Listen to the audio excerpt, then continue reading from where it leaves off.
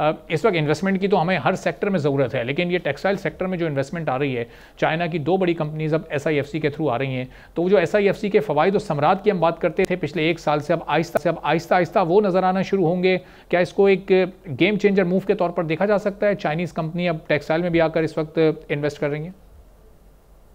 जी, इसके कई फवायद है। एक, जैसा आपने बोला कि इन्वेस्टमेंट पाकिस्तान में आ रही है। दूसरा, जैसा आपने बोला कि टेक्सटाइल बहुत इंपॉर्टेंट सेक्टर है और इसमें नई टेक्नोलॉजी की बहुत ज़रूरत है पाकिस्तान को इंटरनेशनली competitive रहने के लिए।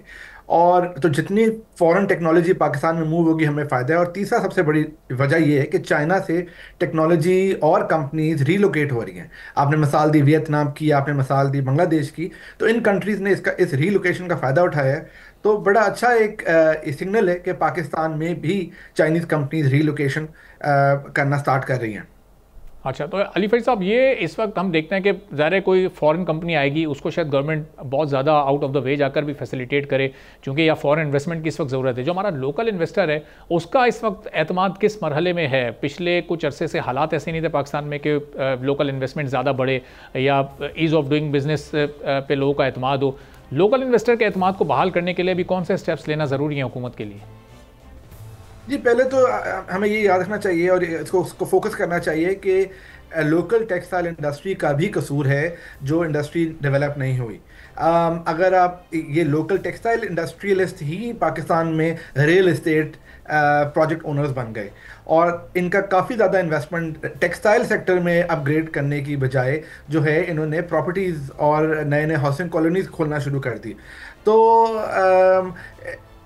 टेक्सटाइल सेक्टर्स के अंदर वो कंपनियां जिन्होंने अपग्रेड किया, वैल्यू एडेड की तरफ गए, जिस तरह मैं मिसाल दे सकता हूँ इंटरलूप की, मैं मिसाल दे सकता हूँ आर्टिस्टिक डेनिम की, जिन्होंने ना सिर्फ अपग्रेड किया, अपनी टेक्नोलॉजी को इम्प्रूव किया, अपने एक्सपोर्ट्स को इन्हांस किया। तो हमारे पास पाकिस्तान के अंदर टेक्सटाइल सेक्टर में भी ऐसी बहुत अच्छी अच्छी केस स्टडीज कंपनीज की है जिन्होंने ग्रो किया डिस्पाइट ऑल द चैलेंजेस जो हम जिसका बाकी लोग रोना रो रहे हैं। तो रोने वाले भी हैं और उसी हालात में सक्सीड करने वाले भी हैं, जिससे हमें पता चलता है कि मसला शायद जेनेरिक पाकिस्तान का नहीं था, मसला उन कंपनीज का भी था।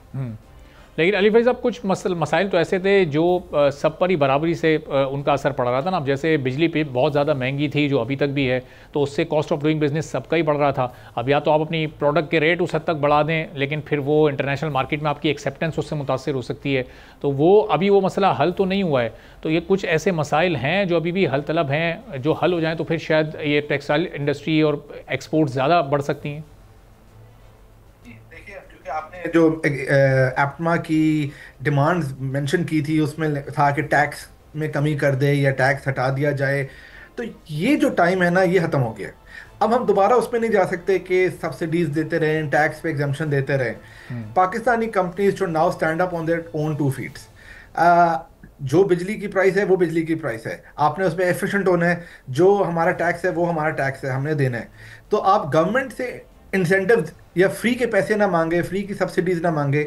आप देखें कि आप इंटरनेशनली किससे compete कर सकते हैं। और जैसा मैंने बोला आपको कि पाकिस्तान में एग्जांपल्स है कि कंपनीज की जिन्होंने इसी महंगाई में, इसी टैक्सेस के साथ, इसी बिजली की कॉस्ट के साथ इंटरनेशनल मार्केट में उनका मार्केट शेयर गेन हो रहा है। वो वजह सिर्फ ये है कि उन्होंने वैल्यू एडेड सर्विसेज के ऊपर इन्वेस्ट किया, अपनी सेल्स चैनल पे इन्वेस्ट किया, अपनी क्वालिटी को इम्प्रूव किया, इंटरनेशनल इन्वेस्टर्स जो क्लाइंट्स थे उनके साथ रिलेशनशिप्स में इन्वेस्ट किया। और मैं आपको जैसा बोल रहा हूँ कि पाकिस्तान की जो मेजॉरिटी कंपनी जो टेक्सटाइल थी उन्होंने ये नहीं किया, उन्होंने इसकी जगह प्रॉपर्टी में इन्वेस्ट किया। तो अब कंप्लेन करना जो है वो, और या गवर्नमेंट से इंसेंटिव्स मांगना कि यार हमें इस बार इंसेंटिव दे दे तो हम अपने एक्सपोर्ट्स इंप्रूव कर लेंगे, ये कहानी काफ़ी सालों से चलती आ रही है। और अब हमारे पास फाइनेंशियल कि हम सब्सिडीज देते रहे और टैक्स एग्जम्पशंस देते रहे। ठीक है, तो अली भाई साहब, ये ज़ाहिर रीजन के दीगर कंट्रीज से भी फिर जब यहाँ का हमारा एक टेक्सटाइल का एक्सपोर्टर या इंपोर्टर जब वो मवाजना करता है, तो उसको बांग्लादेश के बिजली की कीमत या इंडिया की या और दीगर ममालिक की बिजली की कीमत जब वो सस्ती नज़र आती है, तो एक मायूसी या एक महरूमी वाला फैक्टर तो एक जन्म लेता है ना लोगों के अंदर कि अगर वो हमें भी उस रेट पर बिजली मिले तो हम ज़्यादा इंटरनेशनल कम्पीट कर सकते हैं।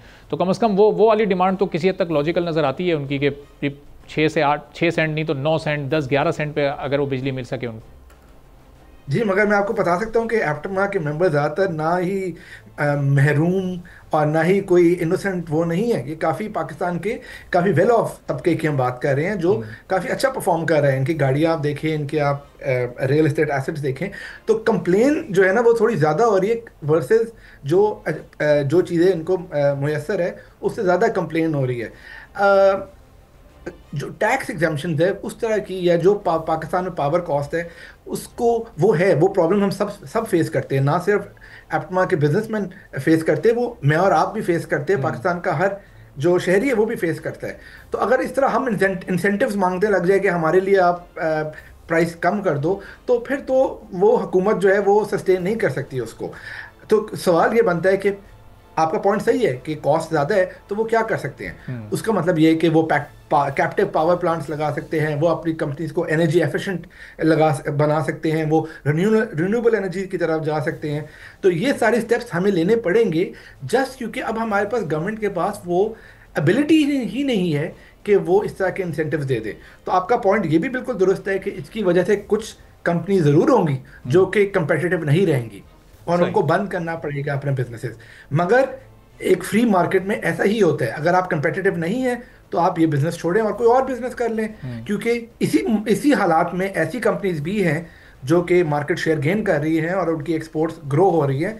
और वही कंपनीज है जो इंटरनेशनल पार्टनरशिप्स करेंगी और जिनके पास इंटरनेशनल पार्टनर्स आएंगे, इंटरनेशनल इन्वेस्टर्स आएंगे और वो अपनी टेक्नोलॉजी के अंदर इन्वेस्ट करेंगे। सब्सक्राइब करें और बेल दबाएं ताकि कोई खबर रह न जाए।